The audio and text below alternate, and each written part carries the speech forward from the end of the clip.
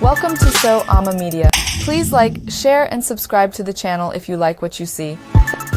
So sit back, relax, kick your feet up, and most of all enjoy.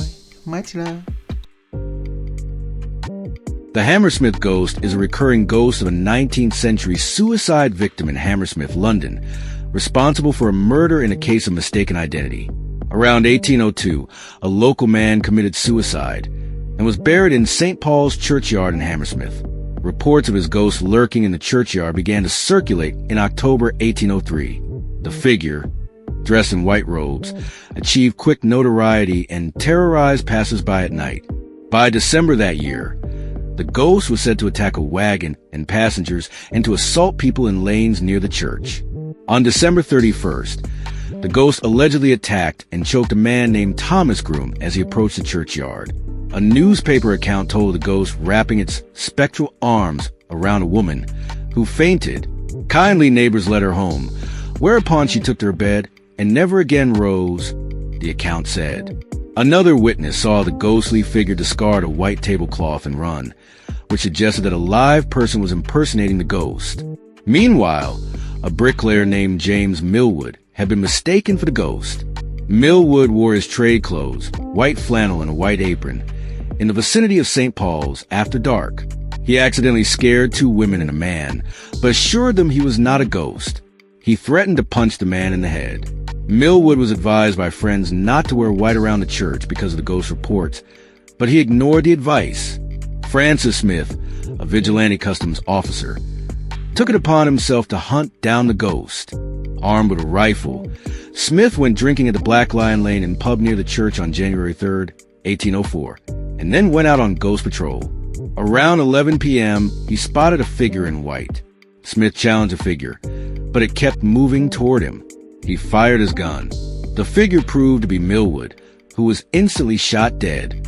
On January 5th, an inquest was held at the Black Lion Lane Inn, and the jury found for an unlawful killing. The next day, January 6th, a man named James Graham was arrested for impersonating the ghost. He was released on bail. Smith was arrested and charged with willful murder. On January 13th, justice was swift in those days. He was tried at the Old Bailey in London. Smith told the jury in his own defense, "I did kill him, but I honestly thought it was a ghost." The jury quickly returned a verdict of manslaughter, but the judge ordered them back to return with a verdict of murder. The jury obeyed, and Smith was sentenced to death. He received a royal pardon, and his sentence was commuted to a year of hard labor. On January 20th, 1807, Graham was in trouble with the law again. He was convicted of being drunk and disorderly. Whether or not he was the real Hammersmith Ghost was never proved. The Hammersmith Ghost disappeared for nearly 2 decades and then suddenly reappeared in the churchyard in 1825. Somehow a legend of a periodic return took hold. The ghost was predicted to appear on August 3rd, 1955. On the appointed night, a crowd of about 100 people gathered at about 9:30 p.m. in St. Paul's churchyard in hopes of seeing the specter.